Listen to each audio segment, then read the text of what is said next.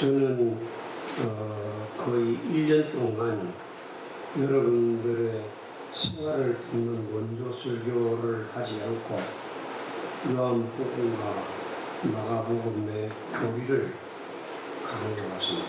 교리 설교를 하는 것이죠. 교리 설교는 좀 듣기가 어렵고 딱딱하고 힘듭니다. 그러나 제 마음속에 이제 강단을 끝나기 좀 중화심이 남아있는 것 같습니다. 이 성도들에게 기독교의 기본 진리를 가르쳐드리고 싶은 것이지. 그래서 오늘 설교의 제목도 예수는 그리스도이다. 부제목으로는 십자가를 따라 세상과 반대 방향으로 가자 라는 제목입니다. 마가복음 8장에서 마침내 제자들은 자신들이 따르던 예수님이 진정한 실체, 예수의 실체가 무엇인가를 깨닫기 시작했습니다. 8장에서 예수님은 두 가지를 말씀하십니다. 첫째, 나는 너의 왕이다. 그러나 나는 십자가의 왕이다. 둘째, 나를 따르는 좁은 부하들이 되려고 하면 너희들도 대장인 나처럼 십자가를 져야 한다. 그런 두 가지이지. 우리가 마가의 이야기를 조금 더 들어보도록 하겠습니다. 오늘 본 말씀이지요. 예수와 제자들이 빌립보 가이사랴 마을로 나아가실 때 길에서 제자들에게 물어 이르시되 사람들이 나를 누구라 하느냐? 제자들이 여쭤보되 신내 요한이라고도 하고 그러는 엘리야 선지자 중에 하나라고 하더이다. 또 물었을 때 그러면 너희는 나를 누구라고 생각하느냐? 베드로가 대답하여 이르되 주는 그리스도시니이다 하니 이에 예수께서 베드로가 한 이 말을 아무에게도 해서는 안 된다 하고 경고하시는 것이 오늘 본문 말씀입니다. 예수님은 누구십니까? 마침내 베드로는 이 거대한 질문에 제대로 맞는 100점짜리 답을 내립니다. 당신은 그리스도스이십니다. 그리스도스라는 단어의 뜻은 만왕의 왕, 세상 만사를 바로잡을 절대적인 왕, 그 왕을 뜻합니다. 예수님은 왕 중의 왕이십니다 하는 그런 고백을 기쁜 마음으로 기꺼이 받아들이십니다. 그런데 그것으로 끝나지 않고 갑자기 분위기가 바꾸어져서 예수님은 매우 충격적인 말씀을 베드로에게 하십니다. 하지만 나는 베드로 내가 그렇게 기대하는 그런 왕은 아니다. 이것이지. 베드로가 얼마나 충격적이었겠습니까? 예수님이 로마를 물리치고 온 세계의 왕이 되시고 그리고 이스라엘이 온 세계의 민주가 되고 예수님이 왕이 되는 것 같으면 자기들은 자성성, 우정성 할 수 있을 것이 같고 열심히 마가복음 1장에서 8장까지 예수님을 놓치지 않고 쫓아갔는데 그래서 예수님은 그리스도이십니다. 만왕 왕이십니다는 고백을 했는데 그래 내 말이 맞다 그렇게 하시면서 예수님은 그러나 나는 베드로 내가 생각하는 그런 종류의 왕이 아니다 라고 말씀하시는 것입니다. 그러고 난 다음에 여러분들이 읽은 본문 8장 31절로 30절 뒤로 31절에 32절에 따라 쉽게 말씀하십니다. 인자가 많은 고난을 받고 장로들과 대제사장들과 서기관들에게 버림받아 죽임을 당하고 사흘 만에 살아나야 할 것을 비로소 제자들에게 가르치시되 이제는 그 사실을 드러내놓고 말씀하시니 베드로가 예수를 붙들고 항변하며 그렇게 성경은 기록되어 있습니다. 여러분 여기에서 인자를 사람인 자, 아들 자라고 사용해서 사람의 아들이다 이렇게 생각하기 쉬운데 사실은 다니엘서의 예언을 보면 인자 같으니 다니엘서 7장 13절로 14절에서 인자 같으니가 등장합니다. 이 인자는 장차 천사들과 함께 와서 온 세상을 다스릴 만왕의 왕이십니다. 만왕의 왕은 무엇입니까? 메시아입니다. 메시아는 그리스도스입니다. 하지만 메시아 크리스토스이신 예수님은 나는 만왕의 왕으로서 고난을 받을 것이다. 그렇게 말씀하십니다. 예수님 이전까지는 메시아가 고난을 받을 것이라고 말하는 선지자는 없었습니다. 물론 구약을 보면 고난을 받을 신비로운 주의 종들에 대한 예언이 많습니다.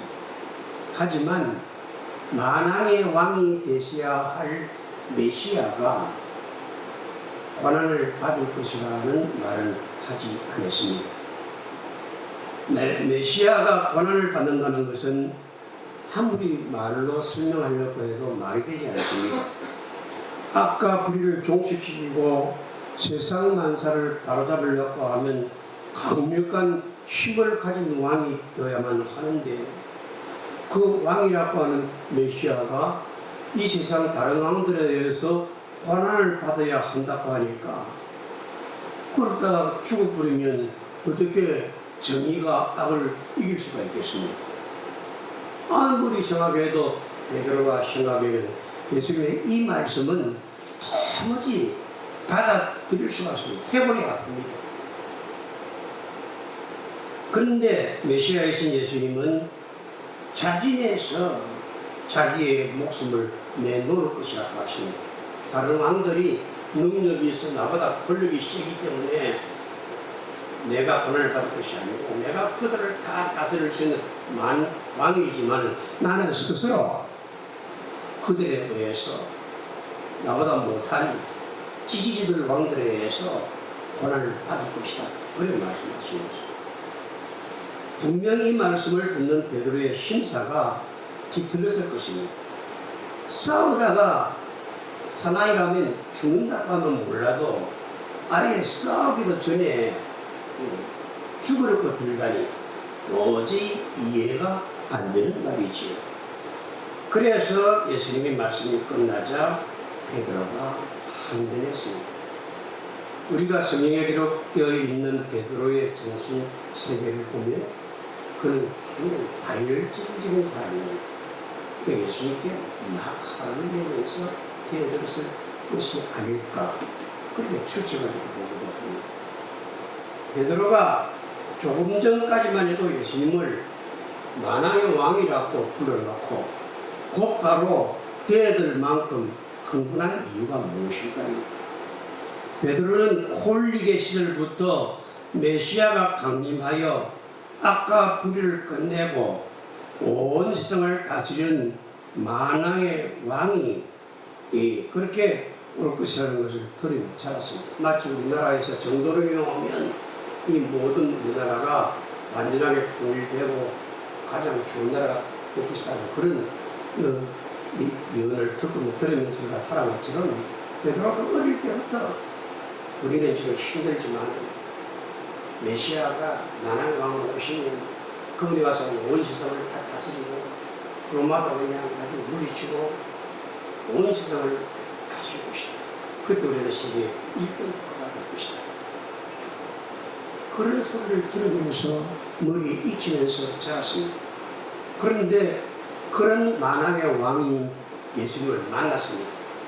이제는 때가 왔습니다. 그런데 느닷없이 만왕의 왕이시라 하시고 온 세상을 다스린다고 하시는 예수님이 황당한 말씀을 하시는 게 아닙니다. 그래, 내가 너희들의 왕이다. 하지만 나는 살기 위해서가 아니라 죽기 위해서 운동한다. 나는 권력에 오르기 위해서가 아니라 힘을 잃어주기 위해서 간다. 내 목적은 세상을 통치하는 것이 아니고 세상을 섬기는 것이다. 이것이 내가 악을 무찌르고 세상 만사를 바로잡기 위해 사용해야 할 만왕의 왕으로서의 방법이다. 이것이 나의 세상 임금들이 가지지 못한 나만이 가진 진짜 힘이다. 예수님은 그렇게 말씀하셨습니다. 예수님은 인자가 받아야 하는 고난은 선택적인 고난이 아니라 필수사항이라는 것입니다. 예수님의 말씀입니다. 나는 메시아다. 나는 왕 중의 왕이다. 그래서 나는 고난을 받아야 한다. 그래서 나는 버림을 받아야 하고, 그래서 나는 죽임을 당해야 한다. 그리고 나는 부활해야 된다. 이 힘은 세상의 왕들이 가지지 못하고 세상 왕들이 너희들에게 줄 수 없는 힘이다. 왜 예수님께서 고난받는 것과 죽는 것이 필연적이었을까요? 예수님은 사랑의 왕이시기 때문에 그렇습니다. 여러분들도 그렇고 저도 그렇고 우리 모두에게는 사랑이 필요합니다. 그런데 사랑에는 진짜 사랑과 가짜 사랑이 있습니다. 진짜 사랑과 가짜 사랑의 차이는 이렇습니다. 가짜 사랑은, 사랑의 목적은 자신이 행복하기 위해서 남을 사랑하는 것입니다. 그래서 가짜 사랑에는 언제든지 조건이 붙습니다. 자신을 지지해주고 자기에게 도움을 줄 때만 자기의 사랑을 줍니다. 그래서 가짜 사랑은 언제나 빠져나갈 구멍을 만들어 놓는 것이지요. 가짜 사랑은 그래서 핑계를 많이 댑니다.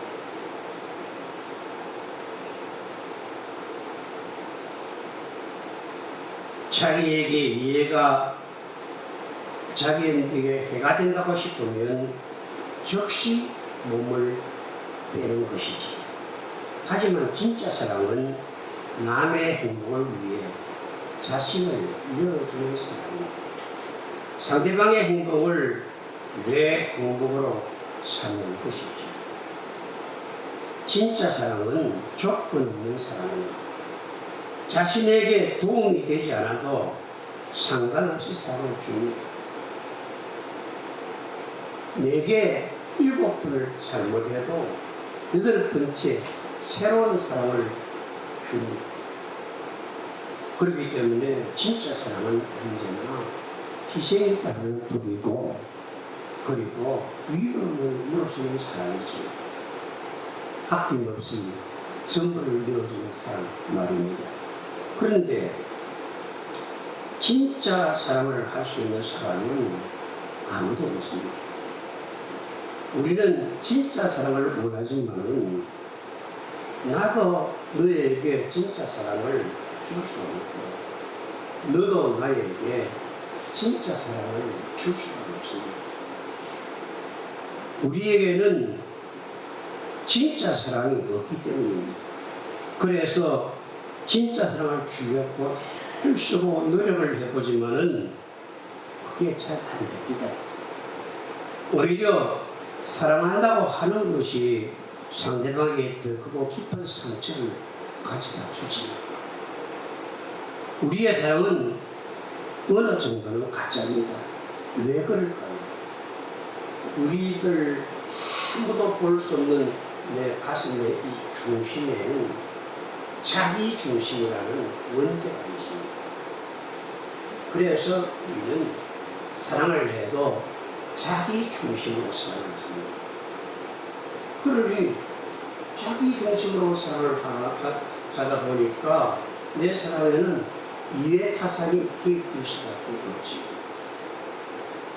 그래서 우리의 사랑은 조건적일 수밖에 없습니다. 그래서 우리는 상대방을 있는 그대로 사랑하지 못합니다. 우리 모두는 진짜 사랑을 갈망하지만 정작 우리 자신에게는 진짜 사랑을 줄 능력이 없습니다.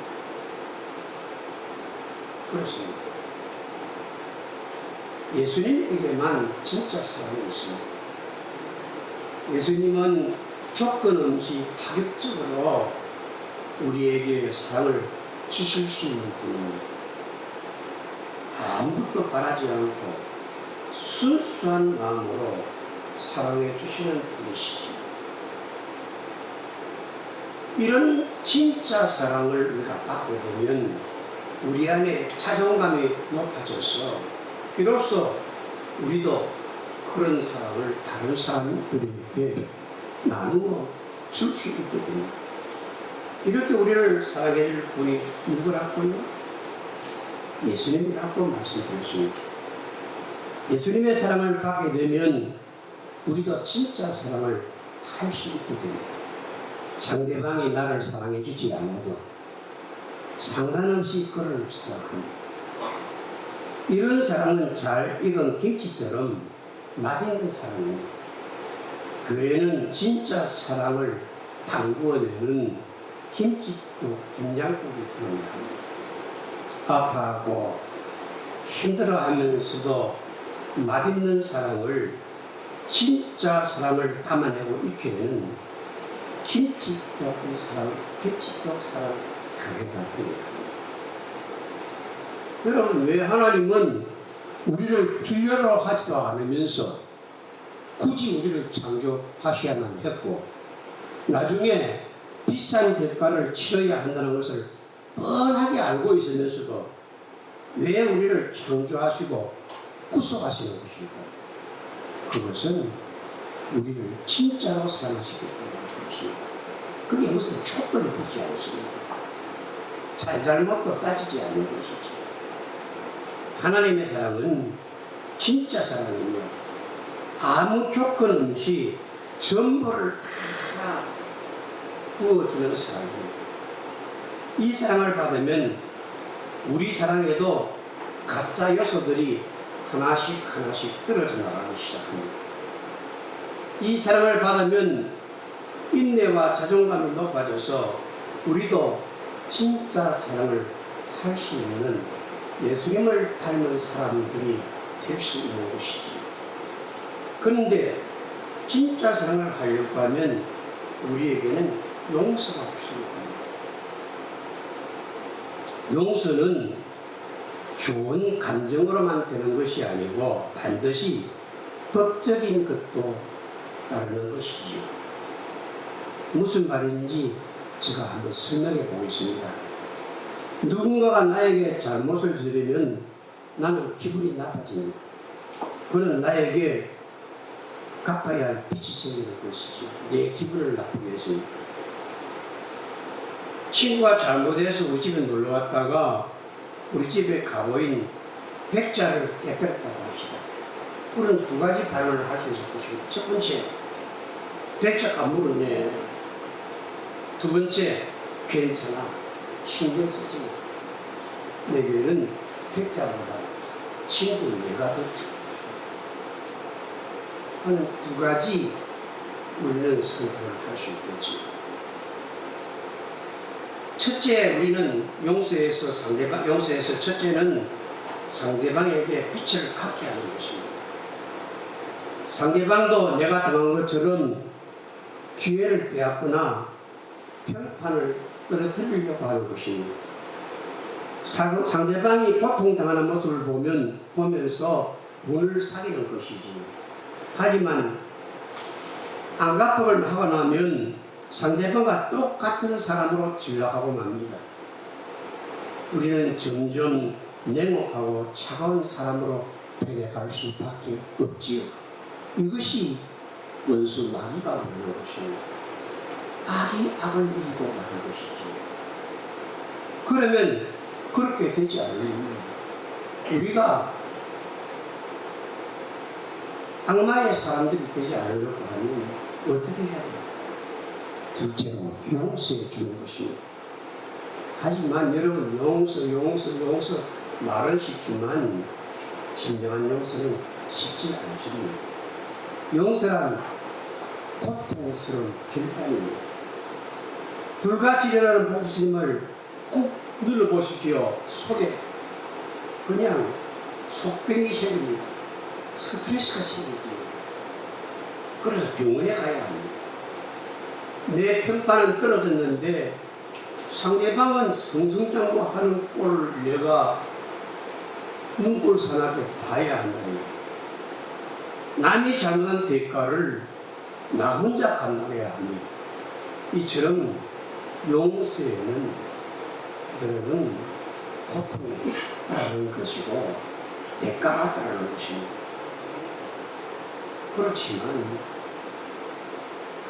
용서는 악순환을 끊는 효과가 있습니다. 용서라는 고통의 대가를 치러야 우리는 비로소 선으로 악을 이길 수 있는 것이지.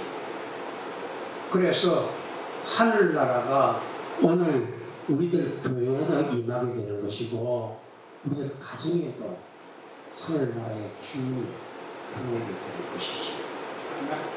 그래서 하나님은 이렇게 말씀하십니다. 무엇이라고 말씀하십니까?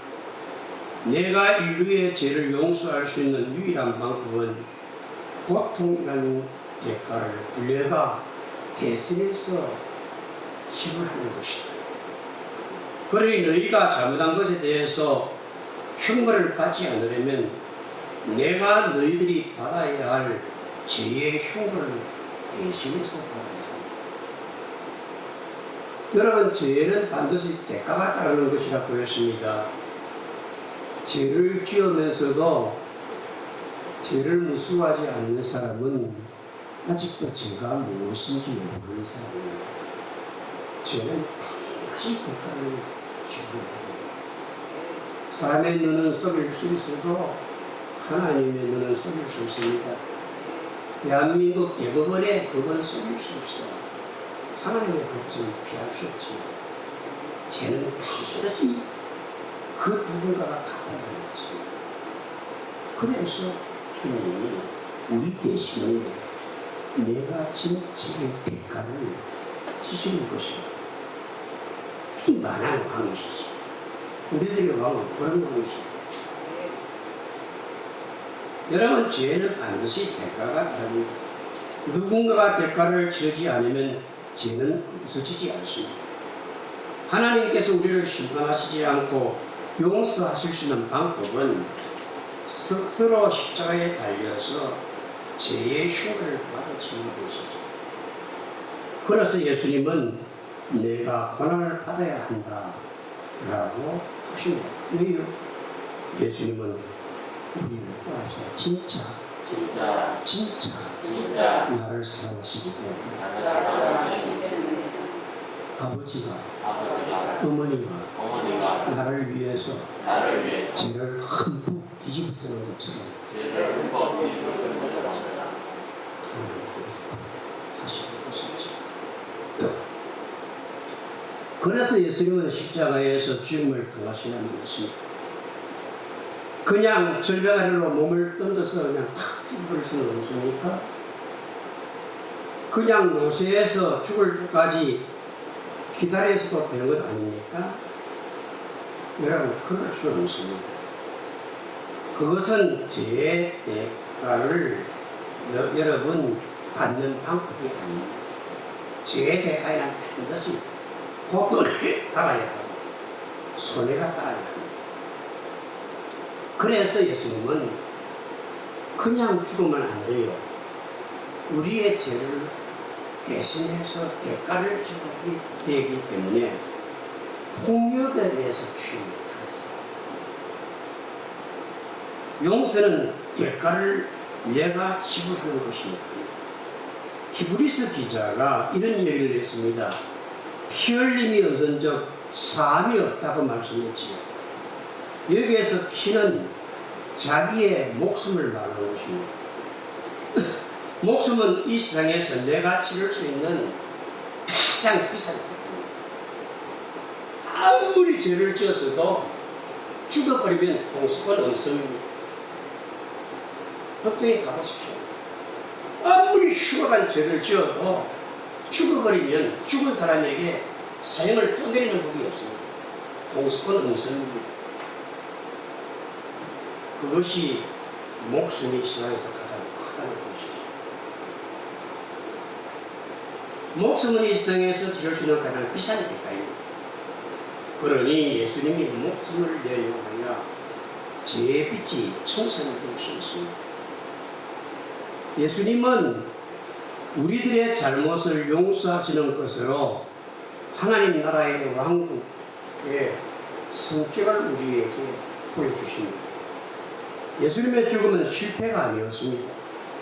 예수님이 죽음이라는 흥분을 받아들인 덕분에 우리를 올라가며든 죽음의 마수가 풀린 것이죠.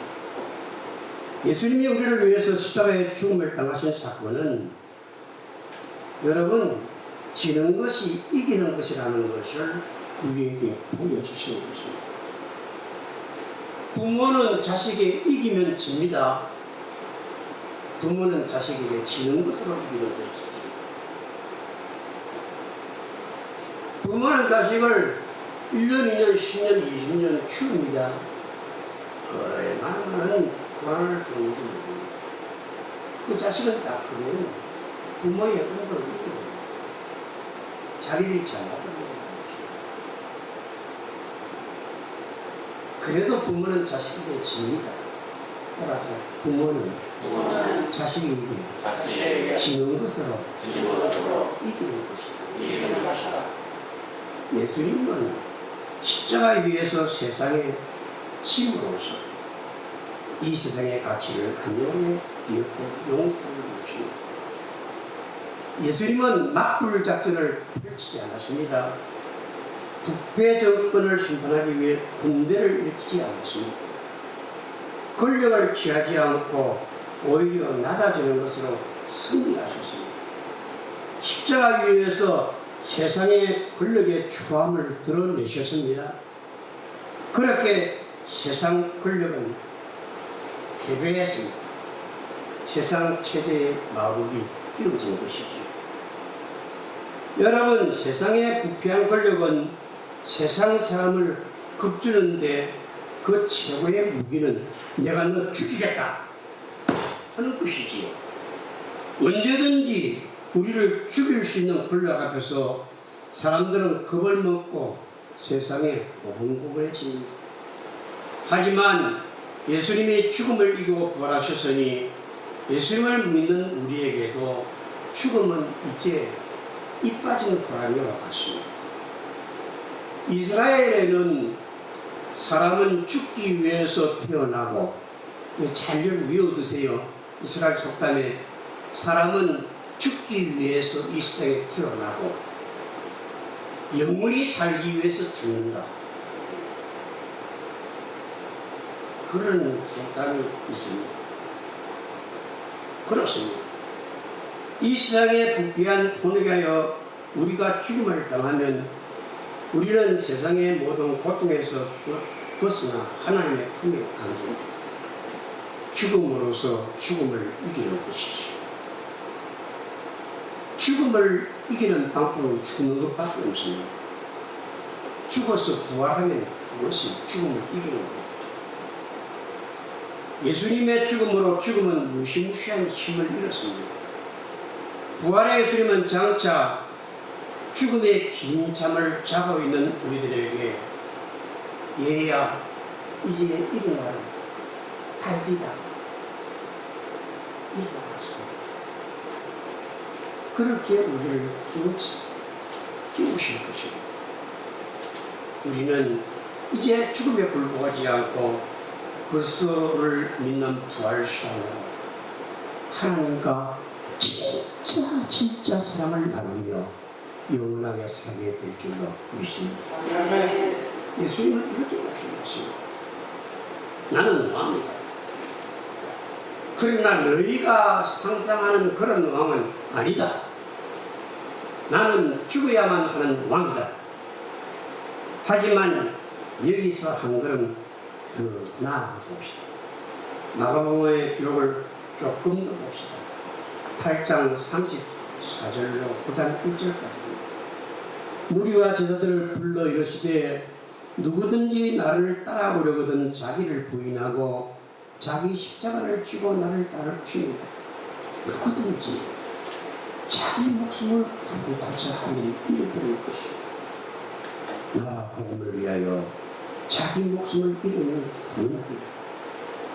사람이 만일 온 천하를 얻고도 자기 목숨 이거 하나 잃어버리면 그게 내게 무엇이 유익하겠느냐? 사람이 무엇을 주고 자기 목숨하고 바꿀 수 있겠느냐? 누구든지 이것만하고 죄 많은 세상에서 나와 내 이름을 부끄러워하면 인자도 아버지의 영광으로 가득한 천사들과 함께 올 때에 그 사람은 부끄러워하리라. 그들에게 이르시되 내가 진실로 너희에게 여기 있는 사람 중에는 죽기 전에 하나님 나라가 권능으로 임하는 것을 볼 자들도 있느니라.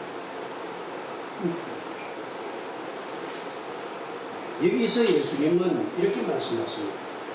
나는 십자가에 와야 나를 따라보고 싶으냐? 진짜 예수 한 번 똑소리나게 믿어보고 싶으냐? 그러면 너희도 십자가를 지어야 합니다. 여기 자기 십자가를 지는 것은 무슨 뜻일까요? 그리고 목숨을 구원하려면 목숨을 잃게 한다는 것은 무슨 의미 있겠습니까? 마가는 여기 목숨을 푸시케라는 헬라어로 사용했습니다. 우리나라는 그냥 목숨이라고 되어 있지만 그 원어에는 푸시케라고 쓰여있습니다. 푸시케는 여러분 심리학이라는 단어의 어원입니다. 이 단어는 남들과 구별되는 개인의 정체성이나 개성, 다시 말해 자입니다. 자, 퍼슨, 셀프, 퍼슨 사용을 하는 것입니다. 여러분, 그렇다고 해서 개성을 버리라는 말씀을 하는 것이 아닙니다. 이런 말입니다. 야, 너희들 세상적인 것에서 너희의 정체성을 얻으려고 그렇게 애쓰지 마라. 사람이 만일 온 천하를 다 얻고도 대신에 자기 목숨을 잃어버리면 무엇이 유익하겠는가? 라고 말씀하신 이유가 여기 있습니다. 우리가 사는 이 사회는 어떤 특정한 것을 가리키면서 이것을 내가 얻을 수만 있다면 너는 자존감이 높아질 수 있고 이것을 내가 가질 수만 있다면 너는 성공한 사람이라는 그런 이름을 들을 수 있다. 무엇입니까? 전통적인 사회에서는 존경과 가문과 유산과 자식을 얻지 못하면 보잘것없는 사람들이 되지요. 그래서 옛날에 우리 부모님들은 자식을 못 낳으면 부인을 두 번째, 세 번째까지 얻더라도 자식을 얻으려고 했습니다. 왜? 자식을 얻지 못하면 실패한 사람이 되니까.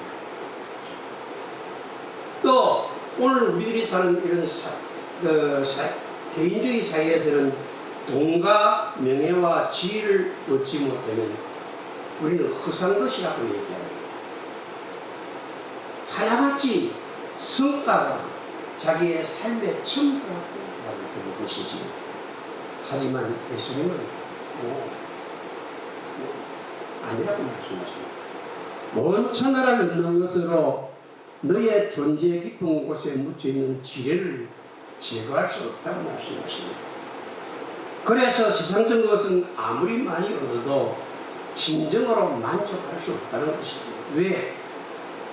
내 속에 있는 그 성과라는 지뢰가 언제 폭발해서 너를 날려버릴 수 있는 내가 평생을 끌어모은 돈이 언제 내 속에서 폭발해가지고 너를 날려버릴지 몰라. 언제 내가 그냥 건강하려고 애를 쓰고 조중도 하고 그냥 영양분이라도 먹고 이렇게 건강을 했는데, 그래서 그 건강을 이뤘는데 그것이 언제 지뢰처럼 터져가지고 너를 날려버릴 수 있습니까?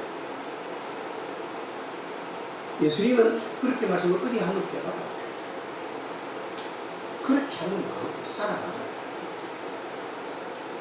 남의 사랑이나 직업에서 삶의 의미를 찾으려고 하다가 그것이 무너지는 순간 너는 어찌할 것이냐? 네가 그 큰 삶의 땀과 피와 정성과 너를 깃들어 내가 오늘 굶어지고 있는 그것 후한 사람들이 께서 성공했다고 내가 끄떡거릴 수 있는 것이 어느 날 내 속에 묻히는 지뢰처럼 꽝 하고 터져버리는 순간 너는 어디에서 내 자존감을 찾을 수 있느냐? 어디 한번 해봐라. 너는 안 살고 안 죽고 있으면 1000년 만에 살 수 있는 거지. 예수님이 얼마나 섬세하게 그리고 진지하게 이 말씀을 하시는지 잊지 않겠습니까? 우리는 아직도 우리의 삶에 대해서 진지하지 못하니 자기를 안다고 하지만은 아직 자기를 모릅니다. 저는 평생을 책을 봤습니다.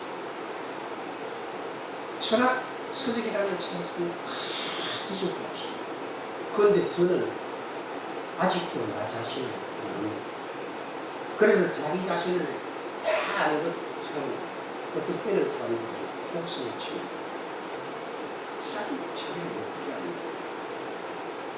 우리는 생명이 귀하다, 생명이 귀하다, 생명이 귀하다. 내가 제일 귀한 것은 생명이다. 그렇게 말하면서도 생명이 진짜 얼마나 귀한 것인지를 모릅니다. 정말 안타깝습니다. 여러분 아는 것과 아는 것 같은 것은 다른 것입니다. 따라서 아는 것과 아는 것 같은 것은 다릅니다. 우리는 다 안다고 생각하는데 사실은 다 아는 것이 아니고 아는 것 같습니다. 그래서 우리는 아직도 이렇게 자기에게 말합니다. 내가 잘못해서 나도 부도덕해. 그러니까 이제 교회 생활을 좀 더 진심으로 해야 되겠어. 11조도 많이 바치고 교회 봉사도 많이 하고 그래서 더 도덕적이고 종교적인 훌륭한 사람이 되어야겠어. 이 사람은 자기 자신을 아직도 모르는 사람이에요. 예수 믿는 것이 아직도 무엇인지 모르는 사람이에요. 우리는 11조 많이 갑시다. 교회 잘 다니다.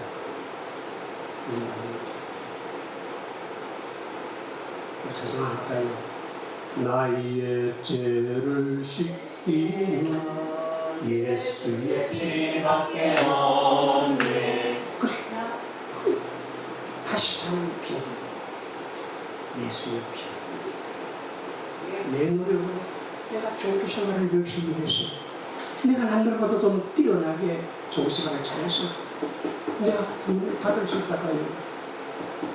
아직도 당신을 몰라줍니다. 나는 내 노력으로 구원받을 수 있습니다. 그래서 따라서 예수님이 필요합니다. 나를 좀 구원해 주시면 그게 예수님인 것입니다. 그게 예수님인 것입니다. 여러분, 말씀을 마치겠습니다. 그리고 이 말씀 하나 마치겠습니다. 베드로가 예수님을 위해서 화를 낸 것일까요? 자기 자신을 위해서 화를 낸 것일까요? 베드로는 예수님이 고난을 받기 위해서 내가 예루살렘으로 십자가 지고 죽으러 올라가는 왕이다. 그렇게 말씀하지 않았습니까? 그 베드로가 막 흘렸습니다. 예수님, 그래서는 안 돼요. 우리 올라가서 힘으로 그냥 예루살렘을 까부수고 우리가 그냥 쟁취합시다, 승리를. 그게 안 돼요, 예수님. 그렇게 화를 내었습니다. 베드로가 자기를 위해서 화를 낸 것일까요? 그리스도를 위해서 화를 낸 것일까요? 겉으로 보기에는 베드로가 그리스도를 위해서 화를 낸 것 같습니다. 그러나 베드로는 자기 자신을 위해서 화를 내었습니다. 베드로가 예수를 따른다는 것은 나름의 계획이 있었고, 예수를 믿어 다른 사람들보다 예수를 더 잘 믿어서 더 성공하는 것이고 더 대장이 되는 것이고, 그런데 거기에 고난은 포함되지 않았고 거기에 죽음은 포함되어 있지 않습니다. 그런데 예수님이 자신의 계획대로 움직이지 않자 베드로는 참지 못하고 한변합니다. 그렇습니다. 여러분, 여기에서 우리는 비밀을 하나 발견해야 됩니다. 베드로에게 예수님은 수단에 불과했습니다. 내가 열심히 다른 사람보다 예수를 잘 믿어 천당 간다는 예수는 수단에 불과했습니다. 그런 것이에요. 하지만 예수님을 왕으로 모시면 다시는 자신의 목적을 위해 예수를 이용하지 않습니다. 감히 왕 앞에 흥정하려 드는 사람은 없습니다. 그저 명령만 내리십시오. 충성! 명령 내렸습니다. 죽으면 내가 죽겠습니다. 그게 왕에게 하는 부하의 태도죠. 예수님은 왕이십니다. 그러나 그냥 왕이 아니시고 십자가의 왕이십니다. 하나님 나라는 약한 상태에서 시작합니다. 포기해서 시작합니다. 목숨을 버리면서 시작합니다. 따라합시다. 내 속에 예수를 진짜 사랑하는 작은 씨앗 하나 거기에서부터 피부가 시작되는 것입니다. 거기에서부터 하늘나라가 시작되는 것입니다. 우리 교회 교인 중에 어떤 한 분이 아까 말한 것처럼 여기 있는 사람들 중에 어떤 사람은 죽지 않고 내가 어느 것을 볼 수 있으리라 이렇게 말씀했는데 그게 그냥 나는 믿어지지 않습니다. 왜? 그렇다면 예수님 저들 중에서 죽지 않고 예수님 오는 것을 봐야 되는데 다 죽어버렸으니까 그 예수님 말씀에 거짓말 아닙니까? 이거는 모르는 것이죠. 따라서 내 속에 하늘나라는 진짜 사랑의 씨앗 하나로 시작되는 것이다. 여러분들이 그러면 힘을 하나님께서 해를 비춰주시고 비를 내려주셔서 천국의 열매로 여러분의 삶에 맺히게 될 줄 믿습니다. 그러니 우리는 약합니다. 자녀는 그걸 걱정할 것 없습니다. 우리는 약합니다. 그걸 걱정할 것 없습니다. 예수님도 처음에는 복음을 약하게 시작했습니다. 먼저 약한 인간이 되셨고 나중에는 십자가에 무기력하게 달렸습니다. 우리는 십자가의 군사입니다. 우리의 빛바른 십자가입니다. 그리스도의 세상은 이 세상과 정반대 방향에 있습니다. 따라합시다. 그러므로 십자가를 지고 이 세상과 반대 방향으로 힘차게 달려가자.